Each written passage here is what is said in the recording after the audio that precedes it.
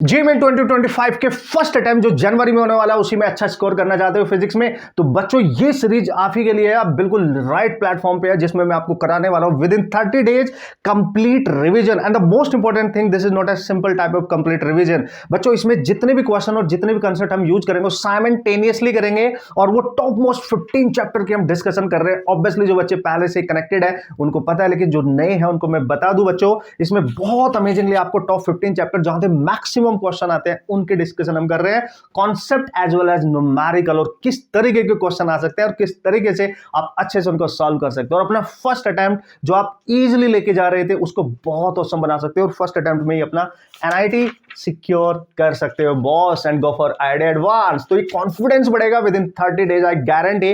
कैसे भी कॉन्सेप्ट हो आपको लग रहा है नहीं सर मेरे कॉन्सेप्ट ना उतने स्ट्रॉन्ग नहीं, मैंने तो रिवीजन किया, नो प्रॉब्लम एट ऑल। तो this is the lecture number 2 of current electricity. दोस्तों जैसे मैंने आपको बोला था मॉडर्न फिजिक्स ऑलरेडी डन, जैसे सबसे ज्यादा क्वेश्चन आते हैं, first lecture of the current electricity already done and this is the second one, right. तो इसमें जो रिमेनिंग कॉन्सेप्ट है वो सारे कवर हो जाएंगे, सारे कॉन्सेप्ट रिवाइज हो जाएंगे, सारे क्वेश्चन हमें सॉल्व करने आ जाएंगे। सेकंड सीट जो अप्रैल अटेम्प्ट वाला है, ये जनवरी वाला है, वो मैं आपको दूंगा फॉर सेल्फ प्रैक्टिस। मजा आ जाएगा बॉस।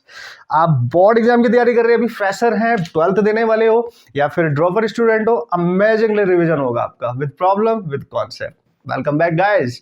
चलो ओके गाइस, तो स्टार्ट करते हैं अपना सबसे पहला क्वेश्चन। ऑसम तरीके से आप इसको सॉल्व कर सकते हो इजी वे में। तो इस टाइप का क्वेश्चन लेक्चर नंबर 1 में भी हमने कहीं ना कहीं देखा था, इसकी शक्ल थोड़ी सी गंदी थी। लास्ट वाला I think second last question था, यस। चेक करना बॉस, अगर नहीं चेक किया जल्दी से, और सारे क्वेश्चन के नोट्स अच्छे से बना लेना, कॉन्सेप्ट भी आएगा, क्वेश्चन भी सॉल्व हो जाएगा, मजा आ जाएगा बॉस, ठीक है। तो आप देख सकते हो ये शक्ल है क्वेश्चन की, ठीक है। एक बैटरी कनेक्टेड है 4 वोल्ट की, 4 ये यस, और इस बैटरी के थ्रू यहां पर देखो, यहां से यहां तक how many number of resistances are connected, 1 2 3 4 5 6 7 8 और 8। जो पहले वाला रेजिस्टेंस है 3.3 किलो ओम है ये, यानी 3.3 इंटू 10⁻³ ओम करना ही पड़ेगा बॉस।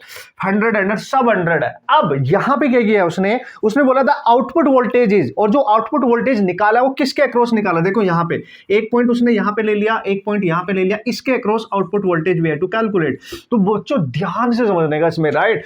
तो ऐसे क्वेश्चन को देखो बहुत इजी है, बहुत इजी। जब भी आउटपुट वोल्टेज निकालना हो, जब भी वोल्टेज निकालना हो, तो हमारे को पता है वोल्टेज इक्वल टू होता है आईआर। अगर एक रेजिस्टेंस हो तो एक ले लेंगे, बहुत सारे थे उनका इक्विवेलेंट ले लेंगे। मतलब to find the output resistance in any particular या अक्रॉस पर्टिकुलर रेजिस्टेंस या combination of the resistances, we need the current in that combination and the equivalent resistance. Understood? Yes sir. तो कैसे करेंगे सर? देखो सबसे पहले जो भी, देखो ये एक ही बैटरी है, यहां से करंट चलेगी और इससे डरने का नहीं है आप, बस देखो करंट इधर जाएगी, इसमें भी जाएगी, इसमें भी एक ही रास्ता है करंट का जाने का, ये डिवाइड नहीं हो रहा है। बस ये पॉइंट के अक्रॉस तो हमने क्या निकालना है, पोटेंशियल ड्रॉप निकालना है। तो ये करंट सीधी जाएगी इसमें भी इसमें भी, मतलब हर रेजिस्टेंस में जाने वाली करंट तो सेम ही नहीं है, ऐसे ऐसे करके। तो all they are connected in series, उत्तरी, इसका मतलब all they are in series, so they can be added together, that is R2 plus R3। कहां तक जाएगा? 8 रेजिस्टेंस है, टोटल 8 तक जाएगा, ठीक है। पहले वाला है 3.3 किलो यानी 10⁻³ बाकी सब 1 2 3 4 5 6 7 1 2 3 4 5 ओके 1 2 3 4 5 6 7 राइट। तो ये 700 लिख दूं चलेगा, ऐड ही हो जाएंगे। अब देखो इसको भी सॉल्व करो, देख ये 1000 है, इसको मल्टीप्लाई करेंगे तो 3300, क्योंकि एक पॉइंट तो एक जीरो खा जाएगा ना बॉस। तो 3300 प्लस 700, आई थिंक ये तो 4000 आ गया बॉस। यानी जो आर इक्विवेलेंट आ रहा है इस क्वेश्चन में 4000 आ रहा है। हाँ सर बिल्कुल, ये तो सीरीज कॉम्बिनेशन था, यस। तो दिखने में डिफिकल्ट सा लग रहा था हालांकि, लेकिन अगर मेरा इक्विवेलेंट रेजिस्टेंस आ चुका है तो मुझे करंट भी तो निकाल सकता हूं मैं, यस। तो देखो करंट निकालने के लिए I इक्वल टू क्या होता है, V/R इक्विवेलेंट, ऑब्वियसली सर। तो मैं क्या करूंगा सर, ध्यान से देखो बच्चों, V कितना है 4 वोल्ट, रेजिस्टेंस कितना है 4000, तो आंसर कितना है 1000 एम्पियर, यानी 10⁻³ एम्पियर, 1 मिली एम्पियर भी कह सकते हो। लेकिन हमारे से ने करंट नहीं पूछा, उसने पूछा भाई किसी एक रेजिस्टेंस के अक्रॉस वोल्टेज नहीं पूछा उसने पूछा 1 2 3 4 5 के बाद एक पॉइंट यहां पे ले लिया, लेट्स सी ए, और एक पॉइंट ये लेट्स सी बी, इनके अक्रॉस वोल्टेज पूछा है। तो इसमें इन सब में जो करंट जा रही है वो तो सेम है, तो वोल्टेज क्या होगा इनके across, V equal to voltage drop तो कैसे निकालोगे, IR से निकालोगे, जो इसमें करंट है इनटू इनका इक्विवेलेंट कितना होगा, 1 2 3 4 5, 5 है तो 500 ले लो, बस खत्म, फिनिश मैन। तो हम लिखेंगे V आउटपुट। सो इस और इस पॉइंट के बीच में जितने भी रेजिस्टेंस है सब सीरीज में है तो ऐड कर दिया, डन। और क्योंकि पैरेलल होता तो सबका वोल्टेज तो सेम ही रहता ना भाई, क्योंकि इसका प्लस इसका प्लस इसका प्लस इसका प्लस इसका, राइट। तो हम यहां से डायरेक्ट निकाल रहे हैं। तो आई कितनी है टोटल करंट, हमारे को बताया भाई 1000 है इंटू 500 इनका टोटल है, तो ये आ गया 5 वोल्ट। चेक करो boss, this is the 5 volt, the very first question. डरने का नहीं, क्या मैंने सही किया boss? No no no no sorry, 5 volt नहीं 0.5, क्योंकि दो तो कैंसिल होंगे, तो 0.5 वोल्ट, राइट। 100 नहीं है, 1000 है बेसिकली, ठीक है। This is 0.5 volt. अमेजिंग ना, बेसिक कंसेप्ट पे डिपेंडेंट है, बट उनको अप्लाई कैसे करते हैं, क्वेश्चन कैसे सॉल्व करते हैं, ये भी तो समझ लेना है बॉस। तो ध्यान से समझने का, सब कुछ रिवाइज हो जाएगा, don't worry guys. Next question की तरफ चलते हैं भाई। ऑसम क्वेश्चन है, ध्यान से समझेंगे और ध्यान से सॉल्व करेंगे। मैंने बोला ना सेकंड लेक्चर में इसमें रिमेनिंग जितने भी कॉन्सेप्ट हमारे करंट इलेक्ट्रिक छूटे वो सब कवर होंगे, जैसे क्वेश्चंस आपके एग्जाम में आने वाले हैं फर्स्ट अटेम्प्ट जनवरी में, so don't worry. Here we go. Okay बच्चों, question number 2, what is that sir? पढ़ लो ना यार सर, पढ़ लेते हैं पहले, ठीक है। जल्दी पढ़ो, आप लोग भी, मैं भी, और जो भी डेटा आपको क्वेश्चन में पढ़ने के बाद मिलता है ना, उसको लिख लिया करो, क्योंकि जब हम लिखते हैं ना तो हमें पता चल जाता है क्या करना है, क्या गिवन है, क्या मिसिंग है, और वो बेस्ट तरीका होता है किसी भी प्रॉब्लम को सॉल्व करने का, बेस्ट वे होता है, राइट। उसने बोला an electric toaster has resistance 60 ओम। एक टोस्टर है आपके पास, आपके घर में होता होगा बॉस, तो 60 ओम का है, तो उसका रेजिस्टेंस इनिशियली दे रखा है, what is that? 60 ohm initial resistance, right. कितने पे? At room temperature. ये रेजिस्टेंस उस टोस्टर का, ये एक टोस्टर है, लेट्स सी, मैं इस तरीके से मान लेता हूं उसका रेजिस्टेंस, और इसको टोस्टर को कनेक्ट किया गया 220 वोल्ट की सप्लाई से। मान लिया मैंने इसको कनेक्ट कर दिया 220 वोल्ट की सप्लाई से, ठीक है। इसमें करंट भी ये सेंड कर देगा, और इसका रेजिस्टेंस कितने टेम्परेचर पे है, तो ये टेम्परेचर दे रखा है आपको 27 डिग्री सेल्सियस। आप बस लिखते जाओ पहले डेटा जो गिवन है, उसके बाद देखेंगे क्या करना है, ठीक है। If the current flowing through it reaches 2.75 ampere, अगर ये करंट सप्लाई कर रहा है और ये करंट मैक्सिमम पॉइंट तक चली रही है अपने, दैट इज 2.75 एम्पियर तक, ठीक है। Okay sir, then the temperature retained by the toaster. तो बताओ, जब ये इसको करंट दे रहा है और ये करंट अपनी इस वैल्यू को रीच कर जाती है, राइट। इनिशियली रेजिस्टेंस कितना है इसका? इतना। कितने टेम्परेचर पे है? इतने। और जब आप करंट बढ़ाते जा रहे हो तो ऑब्वियसली हीट जनरेट होगी, तो टेम्परेचर राइज करेगा, टेम्परेचर तो बढ़ेगा बॉस। और क्वेश्चन में बोला है कि the temperature attend bye the toaster is after reaching this current. Obviously current बढ़ रही है तो भाई टेम्परेचर भी बढ़ेगा, तो T2 निकालना है हमारे को। इनिशियल T1 दे रखा है, तो चलो मैं इसको ऐसे लिख लेता हूं, चल जाएगा काम, राइट। और बच्चों याद करो, यहां पे जो रेजिस्टेंस है वो टेम्परेचर पे तो डिपेंड करता है। Yes, resistance is directly proportional to temperature, तो you have to use it to solve this problem, the relationship between the resistance and the temperature. और हर बच्चे ने पढ़ा है ये, हर बच्चे को ये पक्का याद होगा। कैसे सर?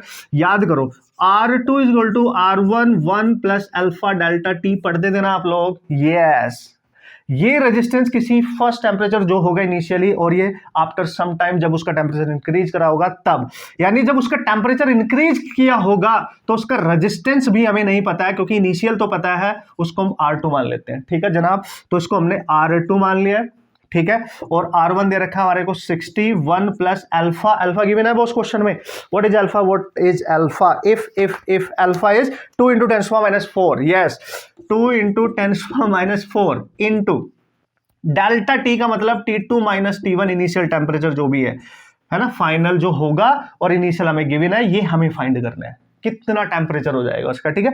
R2 कैसे निकाले सर? देखो मजाक है क्या यार, हम कर सकते हैं यार।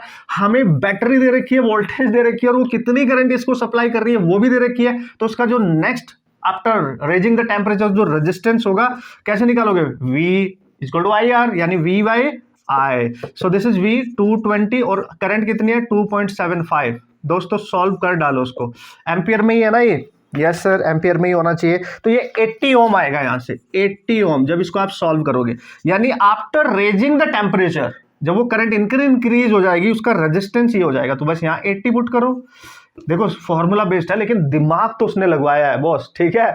तो ये बनेगा आपके पास, that is 2 into 10⁻⁴ into T2 निकालना है, ये 27 दे रखा है बॉस, ये आप मान के चले, ये कैंसिल, और 6 इसको कैंसिल करो, 4/3 आएगा, और इधर 1 + 2 इंटू 10⁻⁴ इंटू T2 माइनस 27। जब इसको सॉल्व करोगे, इसको पहले इधर लेके आओ, तो 4/3 - 1 करो, 2 इंटू 10⁻⁴ एंड T2 माइनस 27। इसको सॉल्व करेंगे तो T2 लगभग जब इसको सॉल्व करेंगे, मेरे को आंसर दिख रहा है 1694। 1694 डिग्री सेल्सियस के आसपास आंसर बनेगा, वो आप सॉल्व कर सकते हो, no problem. Just basic calculation है। कॉन्सेप्ट देखो ना, कमाल की चीज है। दो चीज मिसिंग थी, एक तो टेम्परेचर जो निकालना उस पर रेजिस्टेंस कितना होगा वो निकाल लिया, V इक्वल टू IR से हमने, राइट। और दूसरा जो टेम्परेचर है ऑब्वियसली वो इसके लिए formula you have to remember, important, इस पे भी काफी क्वेश्चन आते हैं, you have to remember how to apply this, वो मैंने आपको सिखा दिया है दोस्तों। तो धीरे धीरे हम बढ़ते जाएंगे अपने मिशन की तरफ और क्वेश्चन सॉल्व करते जाएंगे मस्त तरीके से, और सारे कंसेप्ट को देखते रहना, किस क्वेश्चन में कौन से कंसेप्ट है, कैसे यूज कर रहे हैं, फिर फर्दर कैसे क्वेश्चन आ सकता है और उसको फास्टेस्ट तरीके से कैसे सॉल्व कर सकते हैं, राइट। मजा आ गया। Next question, right. Okay, so this is the next question guys, question number 3 of this lecture, right. Two cells are connected in opposition as shown. Okay, diagram बनाएंगे तो बेटर रहेगा बॉस, बेटर रहेगा। एक cell ऐसे दे रखा है ना आपको, ये पॉइंट बी है, फिर एक ऐसे दे रखा होगा, पक्का पक्का अपोजिट है, तो this is C point and here we go, they are connected as shown in the figure. तो ये B point and here is the A point and this is E1 guys and this is what sir, E2। Understood. उसने बोला जो cell E1 है ना वो 8 volt है और उसका इंटरनल रेजिस्टेंस 2 ओम है। अब आपको पता है इसका वोल्टेज 8 वोल्ट है और इसका खुद का इंटरनल रेजिस्टेंस 2 ओम है, ये दे रखा है आपको सेल का। हमें पता है किसी भी सेल को अगर आपने लिखना है तो उसके साथ उसका इंटरनल रेजिस्टेंस भी होता है, E और R, बस उसके ऊपर लिख देते हैं उसको। डन, इतना समझ लेने का, समझ लिया सर।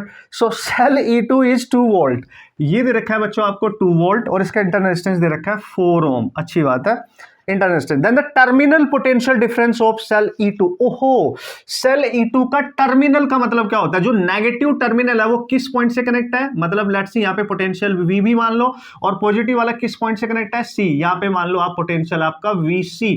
वो बोल रहा है इसके टर्मिनल पॉइंट्स का पोटेंशियल डिफरेंस निकालो इस वाले सेल का।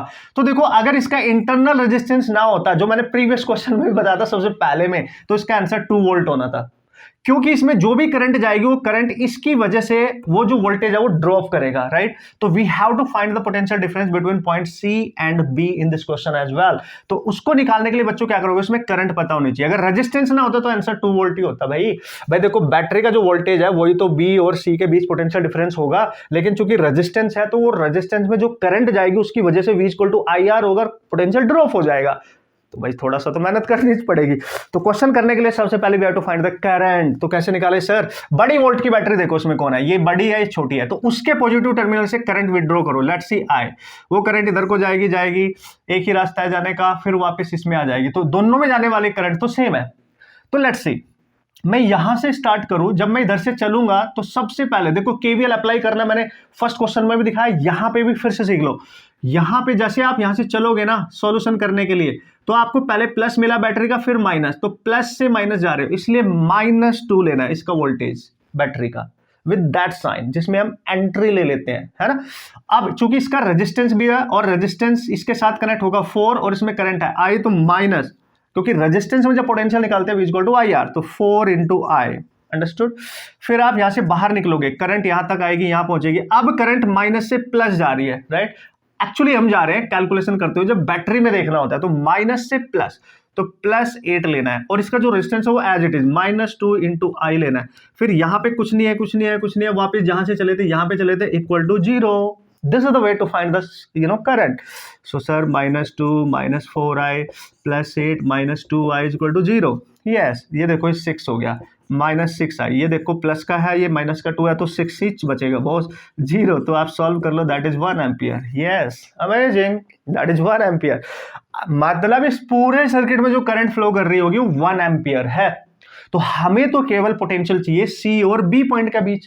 तो जब पोटेंशियल डिफरेंस निकालना हो, KVL किरचॉफ्स वोल्टेज लॉ जो यहां यूज किया है, किन दो पॉइंट के बीच में निकालना है, एक पे जाके खड़े हो जाओ बॉस, C पे खड़े हो जाओ, राइट। यहां से चलना है और B पे रुकना है। जैसे आप C से चलोगे तो जितना भी पोटेंशियल है लिख लो VC, और जैसे आप चलोगे करंट जा रही है प्लस से माइनस, तो एज इट इज लिखो -2, और चूंकि उसका रेजिस्टेंस भी है तो -4 into I आप निकाल चुके हो 1, ठीक है, अब पता है ना ये हमें।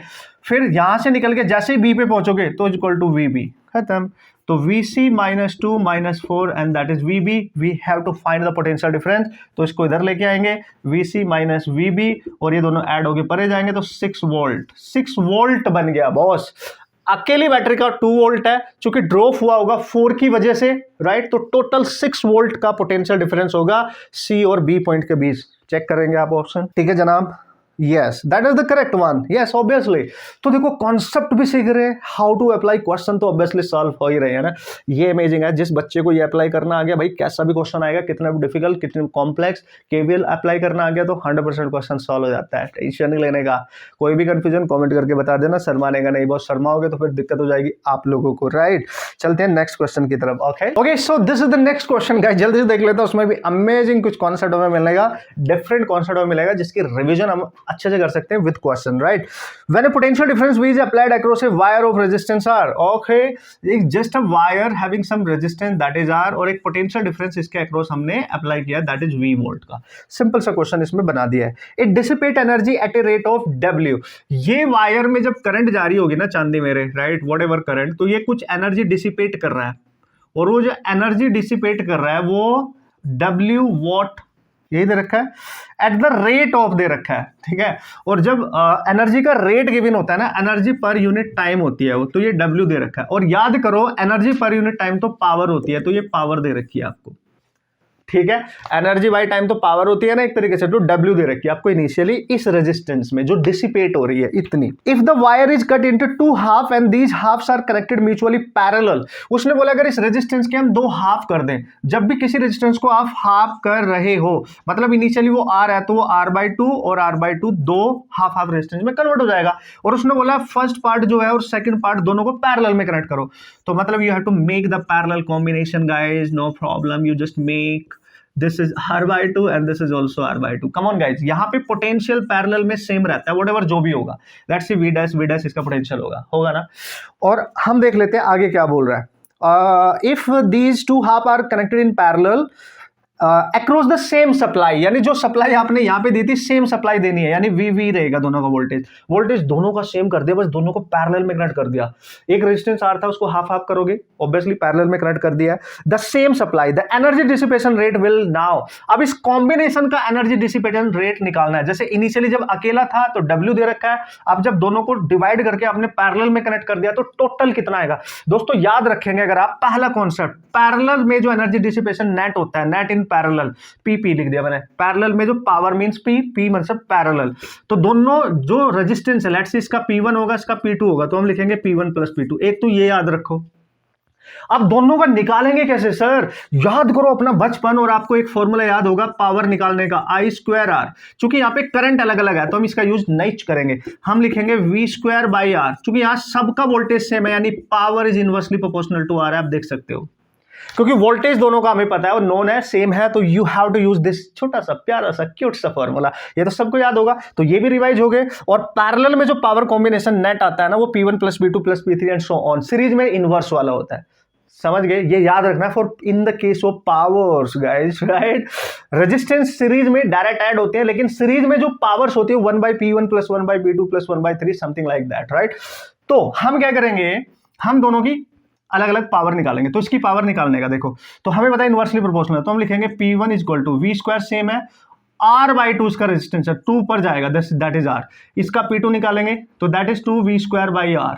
अंडरस्टूड गाइज, ये भी 2 ऊपर जाएगा भाई, नीचे रखोगे ना R/2। अब अगर आप इसकी पावर लिखोगे यहाँ पे तो V²/R है ना, मतलब जो इनिशियल पावर है, जो जब ये रेजिस्टेंस अकेला था, जब वो V वोल्ट की बैटरी के साथ अकेला था, तब ये V²/R था। तो आप अगर यहां देखोगे 2 टाइम्स ऑफ, इसकी वैल्यू क्या लिख सकता हूं, जो इनिशियल पावर दे रखी है W, तो W इसका बनेगा 2 टाइम्स ऑफ W और नेट पावर ऐड हो जाएगी, तो 2W plus 2W that is 4W and this is your answer guys. Amazing, simple concept, आराम से समझने का, क्वेश्चन सॉल्व करने का एक नया चीज आपको मिल गया कि पैरेलल में पावर ऐड हो जाती है अगर यही दोनों रेजिस्टेंस वो सीरीज में कनेक्ट करता ना चांदी, ध्यान से समझने का। R/2 अगर R/2 वो सीरीज में कनेक्ट करता तो करंट सेम होती सीरीज में, तो हम फॉर्मूला यूज करते I²R वाला, तब पावर रेजिस्टेंस के डायरेक्टली प्रोपोर्शनल होती। और जो पावर आती नेट सीरीज में, जो पावर होती है वो इनवर्सली ऐड करते हैं, ठीक है, जो पावर होती है सीरीज में, यानी 1/P1 प्लस 1/P2 लेते हैं, समझ गए। This is the way, concept revise, question भी सॉल्व कर दिया, मजा आ जाएगा। कैसा भी क्वेश्चन आएगा आप फोड़ डालेंगे बॉस, ठीक है। यस, तो नेक्स्ट क्वेश्चन की तरफ चलते हैं guys, and here we go. This is the next question, और मजा आने वाला, आपको सारे क्वेश्चन आपको अमेजिंग मिलने वाले और अमेजिंग तरीके से आप इनको सॉल्व भी करने वाले, हर कॉन्सेप्ट आपका क्लियर होगा, रिविजन बेस्ट होगा, क्वेश्चन तो हम कर ही रहे हैं, ठीक है बच्चों। तो ईमानदारी से बताना यार, आ रहा है ना मजा आपको, क्वेश्चन कॉन्फिडेंस सब कुछ राइट आएगा बॉस, आएगा। बस आप जो कर रहे हो वो करते रहें, अपने घर पे प्रैक्टिस, जो भी फिजिक्स में चैप्टर पढ़ रहे हो बस इस सीरीज को शिद्दत के साथ फॉलो कर लो, आपका complete revision along with your self study हो जाएगा, कोई एक्स्ट्रा एफर्ट डालने की जरूरत है ही नहीं। बस थोड़ी सी यहां से पढ़ने के बाद जो नोट्स बनाओगे उसकी प्रैक्टिस जरूर कर लेना, क्योंकि वही आपको प्रैक्टिस में परफेक्ट, ये तो आपने सुना है और ये ट्रू है बॉस, आपको समझ आएगा जब आप एग्जाम दोगे। Okay, we have to solve another problem, that is what, equivalent वाला, है ना। Equivalent resistance of the following network is, एक नेटवर्क दे रखा है, चलो भाई बना लो बॉस, चलो ये बहुत जरूरी है क्योंकि ऐसा क्वेश्चन काफी रिपीट हो रहा है आजकल, ठीक है। तो let's see how we can solve this. एक ये रहा एंड दिस इज, वैसे मेरे को पहले ही बना लेना चाहिए था, थोड़ा टाइम हम बचा सकते थे boss, it's okay. So this is A and this is the terminal B, this is how it look like, 3 ohm 3 ohm 3 ohm 3 ohm 3 3 3, all they are 3, no my mistake, 3 3, this is 2, this is 2, this is 6 and this is 2, understood? या so उसने बोला what is the equivalent resistance between the point A and B, है ना, ए और B के बीच में net equivalent resistance निकालना है। सो गाइस इस टाइप का क्वेश्चन को क्रैक कैसे करते हैं, देखो जब भी ये लैडर टाइप की फॉर्म दिखाई देना, आपको लैडर सी दिख रही है ना आपको, तो हमेशा जिधर टर्मिनल उसके अपोजिट से स्टार्ट करो, दिस साइड से, ये भी बेस्ट तरीका मैं आपको बता रहा हूं, ठीक है, how to solve the problem. तो गाइस अगर आप ध्यान से देखेंगे इसके लास्ट में एक खाली वायर है, बिल्कुल there is a wire, this is called as the conducting wire having no resistance at all. जब भी किसी भी रेजिस्टेंस के दो टर्मिनल पे एक खाली वायर कनेक्ट होगा, this is the case of short circuit. Okay sir, मतलब सर क्या मतलब है, मतलब ये खाली वायर जिन दो पॉइंट्स पे कनेक्ट होगा दोनों का पोटेंशियल सेम हो जाएगा। इसका मतलब क्या हुआ सर, इन दोनों का पोटेंशियल सेम होने की वजह से पोटेंशियल डिफरेंस जीरो हो जाएगा, और जब पोटेंशियल डिफरेंस जीरो होगा तो V equal to I R, तो ये जीरो तो करंट भी जीरो, मतलब इस रेजिस्टेंस में करंट जाएगी नहीं, जीरो करंट होगी। मतलब यहां से अगर इसको मैं प्लस मान लूं, माइनस मान लूं इसको, तो करंट जो यहां से डिवाइड होके इधर जाएगी, फिर इधर जाएगी, फिर इधर जाएगी, फिर इधर कुछ इधर जाएगी, कुछ इधर जा रही होगी, वो करंट इसमें जाएगी ही नहीं, वो सारी इधर को आ जाएगी, क्योंकि वो उधर को जाना पसंद करते हैं जिधर रेजिस्टेंस नहीं है, शॉर्ट सर्किट बनेगा। Done done done boss, it means we can remove this resistance, क्योंकि इसमें करंट ही नहीं जा रही फ्रॉम द सर्किट, तो इसको हम रिमूव कर लेंगे, यही इसका कॉन्सेप्ट है, बाकी तो इजी हो गया अब ये, ठीक है, यही चीज का कॉन्सेप्ट है गाइस, ठीक है।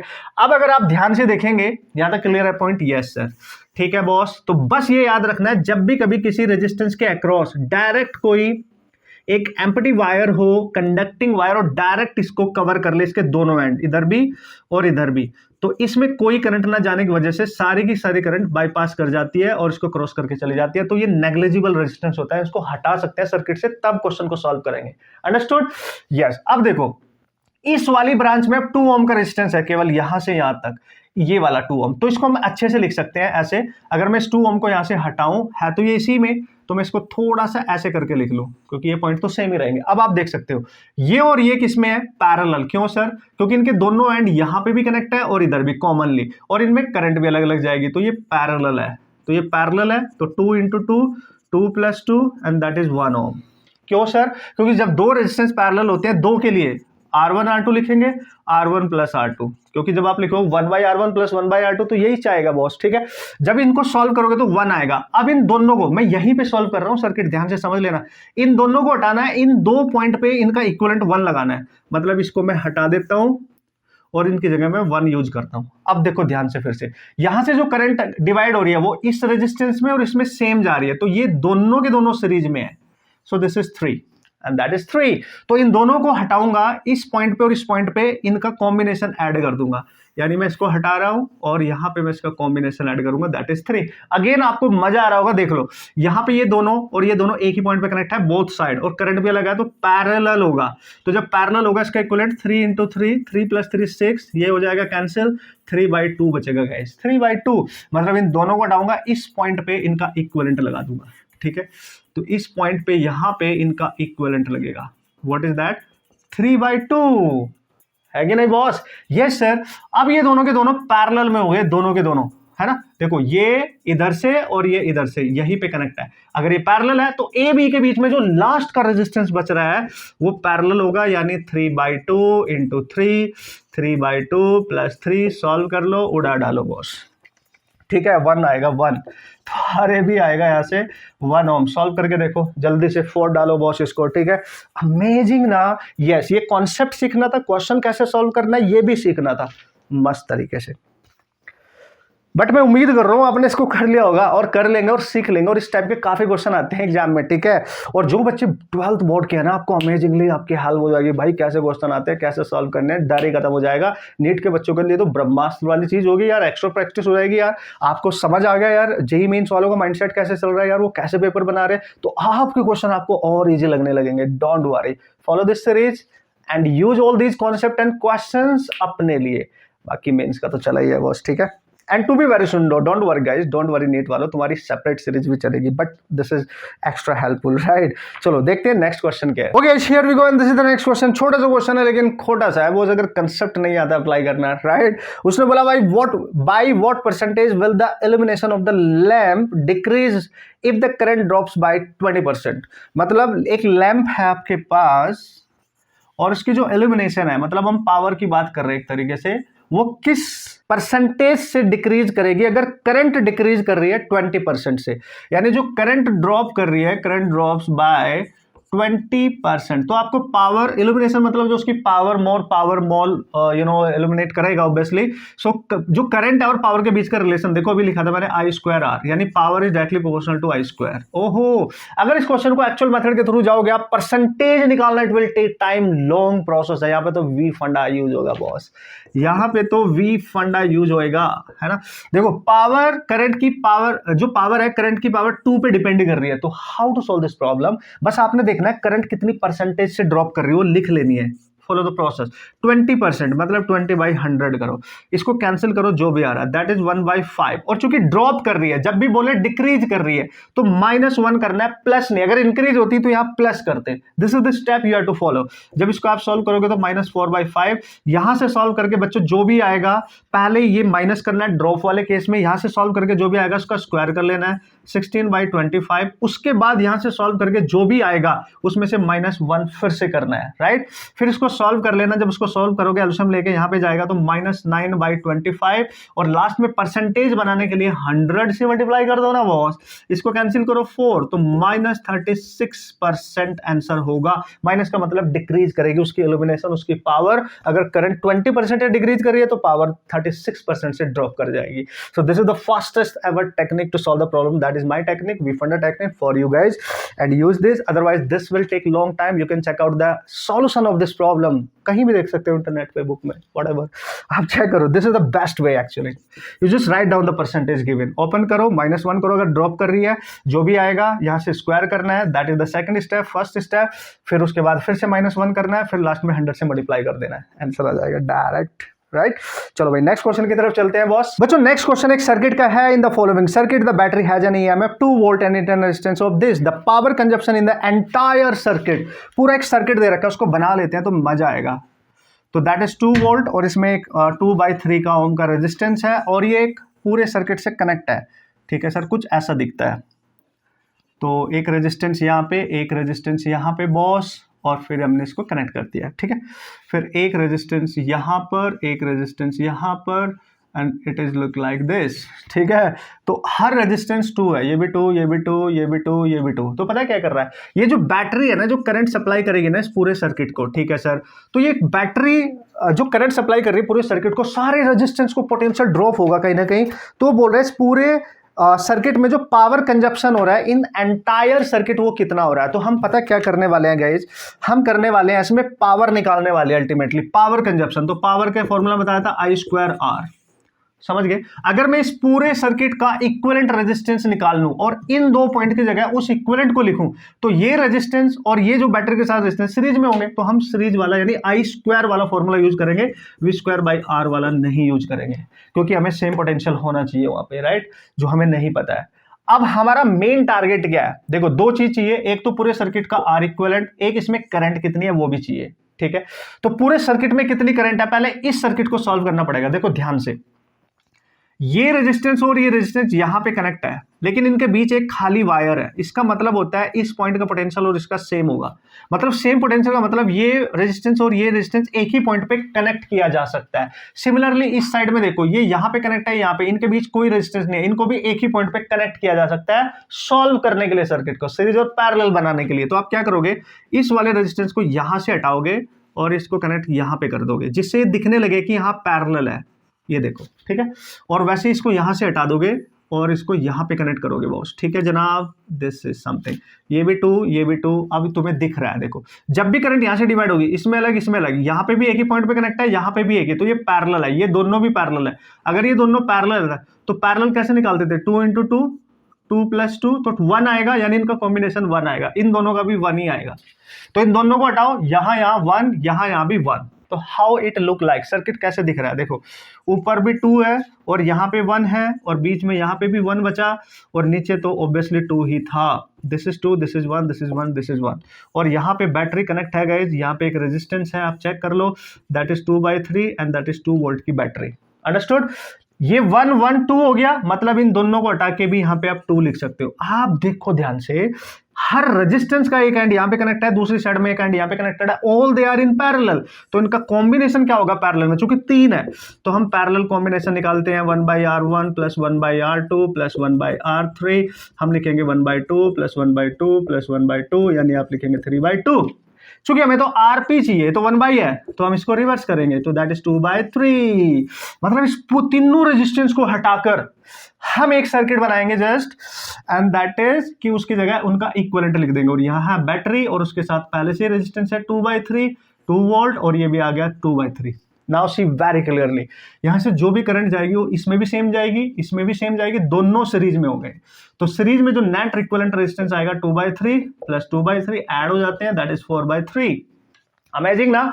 तो रेजिस्टेंस इक्विवेलेंट तो आ गया, अब करंट कैसे निकालूं सर, करंट इक्वल टू होती है V/R इक्विवेलेंट। तो V कितना है सर बैटरी का 2, और करंट कितनी है सर, हाँ रेजिस्टेंस कितना है 4/3, तो 3 ऊपर जाएगा, कैंसिल करो, तो 3/2 आ गई ना बॉस करंट। करंट भी आ गई, टोटल रेजिस्टेंस भी, पावर यहां से निकाल लो, तो पावर आ जाएगी I², यानी 3/2 का स्क्वायर, और R इक्विवेलेंट कितना है सर 4/3, यानी 9/4 × 4/3, ये कैंसिल, ये 3, तो पावर आ रही है 3 वॉट। तो इस पूरे सर्किट में जो बैटरी के थ्रू जो यहाँ पे करंट जा रही है, उसकी वजह से जो पावर डिसिपेशन होगा, कंजप्शन होगा, दैट इज 3 वॉट। अमेजिंग ना। कॉन्सेप्ट भी रिवाइज, सब कुछ पता चल गया, इक्विवेलेंट कैसे निकालते हैं, पावर कैसे निकालते हैं, सब कुछ आपके सामने है गाइस, है ना। बेस्ट प्रॉब्लम, इजी है बट बेस्ट है, आपको सब कुछ सिखा के जा रही है। ठीक है दोस्तों, उम्मीद करता हूँ आप समझ गए होंगे ये कहानी मेरी जुबानी, और लास्ट क्वेश्चन की तरफ हम धीरे धीरे बढ़ रहे हैं बॉस। तो टेंशन नहीं लेने का बॉस, टेंशन देने का, ठीक है जनाब, तो टेंशन देने का। चलो आगे बढ़े, जल्दी से कर लेते हैं कवर अप, लास्ट प्रॉब्लम्स हैं 2, और जल्दी से हम इनको फिनिश कर लेते हैं, और हमारा लेक्चर नंबर 2 भी हो जाएगा complete with all the type of problems and concept revision. Understood? Come on. One of the best problem ever guys, ये क्वेश्चन फर्स्ट फैब शिफ्ट 2 में पूछा गया था, और बेस्ट प्रॉब्लम मान सकते हो आप, बेसिक कॉन्सेप्ट का यूज करके डिजाइन की गई थी। लास्ट में मैं इसको आपको डिस्कस करके जरूर जाऊंगा। Done. To measure the temperature coefficient of resistivity alpha of a semiconductor, an electrical arrangement shown in the figure is prepared. The arm BC is made up of a semiconductor, and the experiment is being conducted at 25 degrees Celsius, and the resistance of the semiconductor arm is 3 milliohm, and the arm BC is cooled at a constant rate of 2 degrees Celsius per second. If the galvanometer G shows no deflection after 10 seconds, then alpha is. तो ये अभी समझ आएगा, अभी समझना ही पड़ेगा boss, इसको ऐसे ही नहीं आएगा, राइट। पहले डायग्राम बना लेते हैं। तो डायग्राम कुछ इस तरीके से दिख रहा है, इसका ध्यान से समझना बस आप, पहले डरने का नहीं बॉस, बेस्ट प्रॉब्लम एवर, तो आप मानेंगे इसको, ठीक है। This is the battery given here and this is the arrangement basically. तो इसका जो वोल्टेज दे रखा है दैट इज 5 मिलीवोल्ट, और यहाँ पे लिखा है 1 मिली ओम, यहाँ पे लिखा है 0.8 मिली ओम, और ये गैल्वेनोमीटर है, और 3 मिली ओम। और इस वाली ब्रांच में देखो आप, यहाँ पे एक वायर कनेक्ट है केवल BC ब्रांच में, और ये जो वायर कनेक्ट है यहाँ पे To measure the temperature coefficient of resistivity alpha of a semiconductor, electrical arrangement is shown in the figure. The BC is made up of semiconductor. ये जो BC वायर है, ये this is semiconductor का बनाया गया है, semiconductor, बस ऐसे समझ लो, ठीक है। अब इसी के बारे में बात करेगा। Experiment is being conducted at 25 degree Celsius. Initially जो टेम्परेचर है, जो एक्सपेरिमेंट किया जा रहा है 25 डिग्री सेल्सियस पे किया जा रहा है, जो भी किया जा रहा है। Resistance of semiconductor arm is 3 मिली ओम। तो ये जो सेमीकंडक्टर आर्म है, ये BC, इसका इनिशियल रेजिस्टेंस दे रखा है 3 मिली ओम, ये याद रखना है आपने, ठीक है। और temperature with respect to time, उसको टेम्परेचर कूल्ड होने का रेट होगा, temperature with respect to time decrease कर रहा है, कितने रेट से, 2 डिग्री सेल्सियस पर सेकंड से। एक सेकंड में 2 डिग्री का टेम्परेचर उसका कम हो रहा है, ध्यान से समझना, एक सेकंड में, ठीक है। If the galvanometer G shows no deflection, अगर इसमें कोई डिफ्लेक्शन नहीं, मतलब नल पॉइंट पे, मतलब बैलेंसिंग वाली कंडीशन पे, व्हीटस्टोन ब्रिज है कि नहीं है, sorry this is your yes, Wheatstone bridge है कि नहीं है, यस। तो this is the condition, look like Wheatstone bridge, बस यहां पे रेजिस्टेंस देखिए, वायर दे रखा है, और उस वायर का जो टेम्परेचर है इनिशियली 25 डिग्री सेल्सियस पे पूरा एक्सपेरिमेंट किया जा रहा है, उसका जो टेम्परेचर डिक्रीज कर रहा है, टेम्परेचर विद रिस्पेक्ट टू उसका जो रेट है वो 2 डिग्री पर सेकंड में डिक्रीज कर रहा है, कूलिंग हो रही है उसकी एक तरीके से। इनिशियल रेजिस्टेंस उसका 3 मिली ओम है। तो वो बोल रहा है if the galvanometer G shows no deflection after 10 second then alpha is, तो बताओ टेम्परेचर कोफिशिएंट अल्फा क्या होगा आफ्टर 10 सेकंड, अगर इसका डिफ्लेक्शन 0 हो जाता है आफ्टर 10 सेकंड, यानी T = 10 सेकंड का समय बाद। देखो आप ध्यान से समझो बच्चों, ठीक है। इस क्वेश्चन को आप करोगे कैसे, क्योंकि यहाँ पे एक वायर है, उसके रेजिस्टेंस में चेंज किया जा रहा है, और रेजिस्टेंस में चेंज किया जा रहा है और विद रिस्पेक्ट टू टाइम किया जा रहा है। अब आप ध्यान से देखेंगे कि जब भी किसी रेजिस्टेंस को टेम्परेचर के साथ रिलेट करते हैं तो फॉर्मूला क्या होता था, R2 = R1 1 + alpha delta T, obviously this is R2 after changing and this is before किसी इनिशियल टेम्परेचर पे। तो अगर आप ध्यान से देखिए R1 कितना दे रखा है इसका इनिशियली, R1 3 मिली ओम, 3 × 10⁻³ 1 प्लस अल्फा निकालना, डेल्टा की है, डेल्टा T वो टेम्परेचर है जो चेंज होके यहाँ पे आपको मिलेगा, right, delta T T2 - T1, चूंकि ड्रॉप हो रहा है एक सेकंड में 2 डिग्री सेल्सियस से, तो आफ्टर 10 सेकंड कितना ड्रॉप हो चुका होगा, यानी एक सेकंड में 2 है तो 10 × 2 दैट इज 20, यानी डेल्टा T आपको 20 डिग्री सेल्सियस लेना है, दिस इज × 20। ध्यान से समझ लेना, R2 नहीं पता, ये मिसिंग है, यहां से क्वेश्चन आपका हो जाएगा अगर आप इस प्रॉपर्टी को इस तरीके से यूज करेंगे। Done done done. How to find this drop, delta T कैसे निकाला, एक सेकंड में डिक्रीज कर रहा था 2 से, आफ्टर 10 सेकंड के बाद की बात कर रहा है तो 2 से मल्टीप्लाई करो, 20 degree Celsius delta T direct मिल गया आपको, समझ गए, यस, चेंज। अब R2 कैसे निकालो, देखो this is null point deflection and this is the meter bridge condition, और मीटर ब्रिज में क्या होता था, अगर इसमें नल पॉइंट है तो इस पॉइंट से जो कनेक्ट है, यानी इन दोनों का रेशियो और इन दोनों का रेशियो सेम होना चाहिए। भाई हम पढ़ते थे ना P/Q = R/S, ऑब्वियसली, तो इन दोनों का 0.8 मिली है तो मिली ही लिख लेंगे 1, और इधर है 3 और बाई इधर है दिस इज 3 ऑल्सो, तो this is also 3। No no no no no no no, उसने बोला the resistance of the semiconductor arm का रेजिस्टेंस दे रखा है ये 3 मिली, यानी ये वाला, ठीक है। हमें इसका जो रेजिस्टेंस है RBC, ये हमें फाइंड करना है, जो हमें यहां लिखना है आफ्टर डिक्रीजिंग द टेम्परेचर, वो चेंज हो गया होगा, 3 से कुछ डिफरेंट हो गया होगा, तो हम यहां लिख लेंगे RBC का न्यू रेजिस्टेंस और डिवाइड में 3, अंडरस्टूड। तो यहां से बच्चों RBC आ जाएगा 3 × 0.8 and this is 2.4 ohm, actually milli ohm आएगा ये, है ना, this is ohm, sorry this is ohm, और ये आ जाएगा आपका दिस इज, हाँ, मिली ओम बचेगा यहाँ पे, दिस इज मिली, क्योंकि यूनिट ध्यान रखनी है बॉस यहाँ पे, ठीक है ना, यस, यूनिट ध्यान रखनी है। और अगर ये वाला आ गया, मतलब ये RBC जो आ गया, ये टेम्परेचर जो चेंज हो रहा है उसके बाद है, मतलब इसको हम R2 मानेंगे, और इस R2 को यहाँ लिखेंगे 2.4 = 3, और मिली में ही है तो ये लिखने की जरूरत नहीं है क्योंकि ये भी मिली है, तो 3 लिख लो आप, 1 + 20 अल्फा, ये कैंसिल हो जाएगा 0.8, ओके गाइस, 1 + 20 अल्फा, इसको इधर लेके आएंगे आप, तो 20 अल्फा = -0.2, तो अल्फा = -0.2 और बाई 20 गाइस, तो इसको जब आप सॉल्व करेंगे 2 से 2 कैंसिल, तो 0.02 आ रहा है, सॉरी 1 आ रहा है आई थिंक, यानी इसको आप -10⁻²लिख सकते हो, this is your alpha, I think so, ठीक है, पर डिग्री सेल्सियस, ऑब्वियसली वो तो पता ही है अल्फा की unit. And this is the way, this is the best problem, you have to understand the concept involve in this question. कैसे solve करना है, फॉर्मूला हमने पहले ही पढ़ लिया था, बट कनेक्ट करना आपको आना चाहिए। दिस इज द तरीका। तो इसमें दो कंसेप्ट उसमें यूज कर लिए, रेजिस्टेंस टेम्परेचर डिपेंडेंस भी यूज कर लिया, और उसने मीटर ब्रिज वाली कंडीशन यूज करके जो उसका रेजिस्टेंस ड्रॉप होने के बाद रेजिस्टेंस चेंज हो गया होगा वो भी उसने यूज कर लिया, क्योंकि एज द रेजिस्टेंस रेजिस्टेंस जो वेरिएशन हो टेम्परेचर के अकॉर्डिंग होता है। टेम्परेचर बढ़ेगा तो रेजिस्टेंस बढ़ेगा, घटेगा तो नो, इसका अपोजिट होता है एक्चुअली, क्योंकि ये सेमीकंडक्टर वाला केस होता है, समझ गए ना, सेमीकंडक्टर वाला केस होता है, उसका अल्फा नेगेटिव होता है, तो अल्फा नेगेटिव में ही आ रहा है ऑब्वियसली आपका। Done done done guys. तो this is what you have to understand guys, कि किस तरीके से ऐसे क्वेश्चन आएंगे और किस तरीके से आप इसको सॉल्व कर सकते हो। तो this is the last question guys. Hope so आप समझ गए होंगे सारे concept. Overall maximum most important concept जो रिपीट होते हैं हमारे एंट्रेंस में, वो कहीं ना कहीं बच्चों इसमें यूज हो चुके हैं, हमने यहाँ पे यूज कर लिए हैं, और मस्त तरीके से हमने इस कंप्लीट चैप्टर का रिवीजन कर लिया और न्यूमेरिकल भी सॉल्व कर लिया एक साथ। समझ गए आप? यस, उम्मीद करता हूं आप इनकी प्रैक्टिस करेंगे, इनको रिवाइज भी करते रहेंगे अपनी सेल्फ स्टडी के साथ साथ, और जब आप ऐसा करेंगे तो आपको 100% हेल्प मिलने वाली है। कोई भी डाउट होगा, क्वेरीज होगी, आप विदाउट एनी एजिटेशन आप मेरे को बता सकते हो, कमेंट करके अपना प्यार जता सकते हो, मुझे बता सकते हो आपको ये अच्छा लग रहा है कि नहीं लग रहा, कहाँ पे क्या कमी है, उसको हम इंप्रूव करेंगे आप सबके लिए, और बेस्ट कंटेंट आपको बना के देंगे, क्योंकि our main target is to crack your entrance examination in the very first attempt, right. तो ये जिससे हमारा सब कुछ बचे, हमारी एनर्जी बचे, टाइम बचे, पैसा बचे, सब कुछ बचे, जब आपका पहला ही अटेम्प्ट में आपका बेस्ट स्कोर आएगा बच्चों, ठीक है। बाकी आप मेहनत करते रहें और अपने आप पे विश्वास रखें। All the best.